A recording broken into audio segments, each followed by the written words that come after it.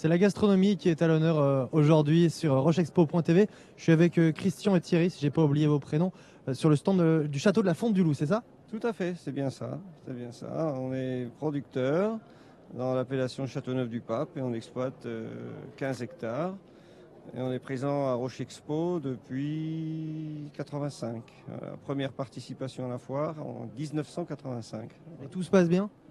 Ah, tout à fait, tout va bien. Bon, là, cette année, c'est un petit peu long, mais tout va très bien puisque il y a un petit peu de passage. Le lundi, mardi, c'est un petit peu plus calme, mais on a fait un très très beau week-end le week-end d'avant et on envisage un très beau week-end à partir du 8 mai.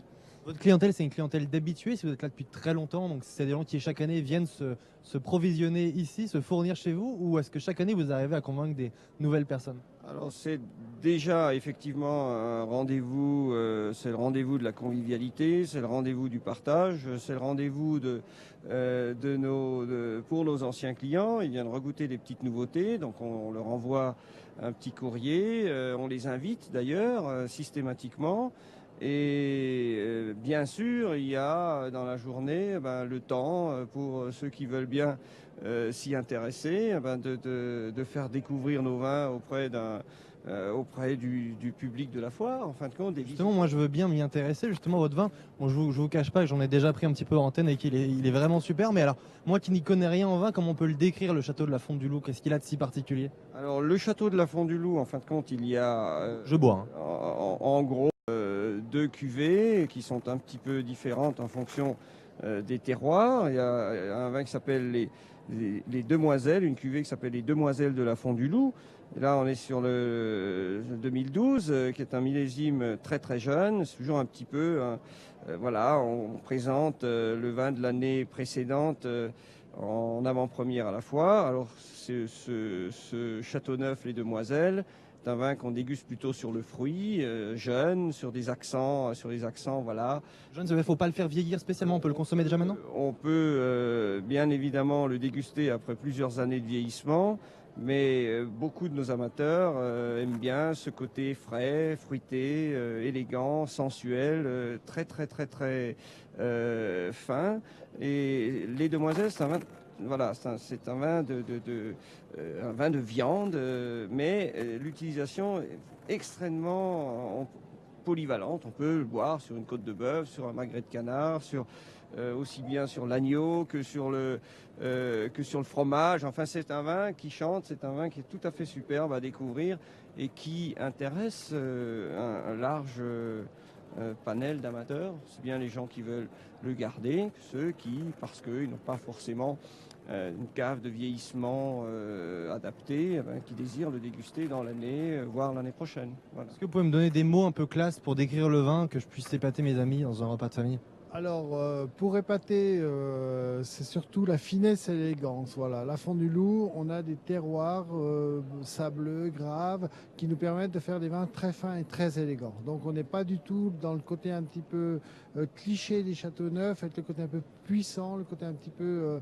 voilà, on a des vins corsés, mais qui se dégustent facilement, avec beaucoup de plaisir. Les Demoiselles, comme vous a dit Christian, sur le charme des Demoiselles, et la Fonte du Loup, l'assemblage traditionnel que l'on peut boire sur une vingtaine d'années, mais que l'on conseille entre 5 et 15 ans, avec une apogée autour des 10-12 ans. Donc c'est charme, élégance qui fait la renommée du château de la Fonte du Loup dans l'appellation Châteauneuf-du-Pape. Alors on a 3 verres, est-ce que vous pouvez me montrer visuellement comment on fait pour déguster un vin quand au restaurant les gens nous disent voilà c'est à vous de goûter, moi ça me fait, j'angoisse toujours, je me dis je vais pas faire correctement, il y a un geste, il y a une technique, montrez-moi. Il y a d'abord, bien sûr, il y a l'aspect visuel qui est très important. On regarde. Je fais ça, je tourne le verre. On regarde, bien sûr, la robe du vin.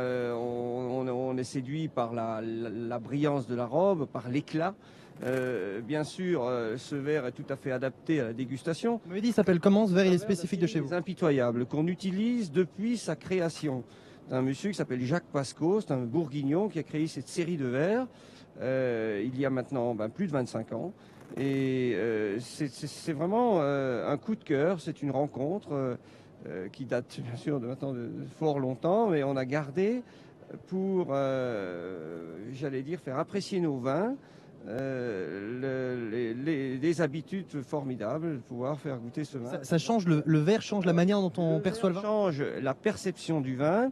Ce qui est important, c'est de pouvoir en avoir, j'allais dire, toute l'étendue de la gamme aromatique avec un minimum de vin dans le verre. Et la forme adaptée, les contours du verre font qu'on va pouvoir apprécier directement, j'allais dire, de façon tout à fait, j'allais dire, sans détour et sans contour. Visuellement, vous savez si un vin il va être bon, vous le savez visuellement déjà? Visuellement, on regarde effectivement la fraîcheur de la robe.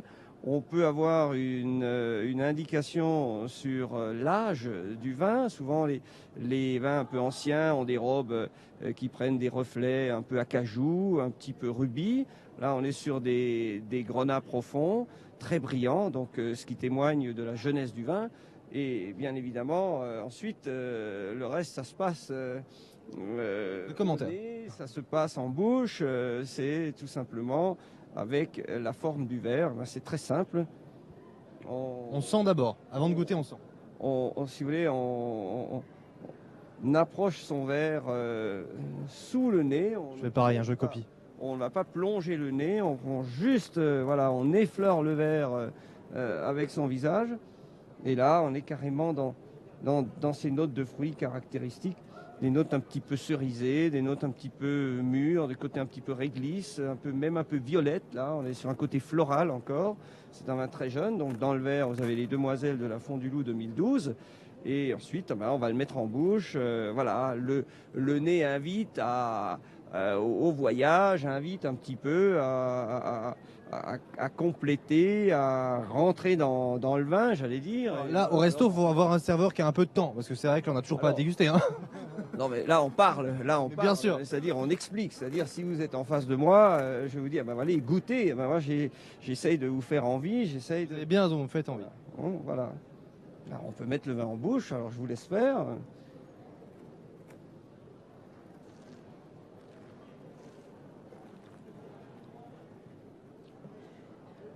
Moi, je goûte tout de suite, en fait. Il faut un laps de temps. Il faut toujours un petit instant.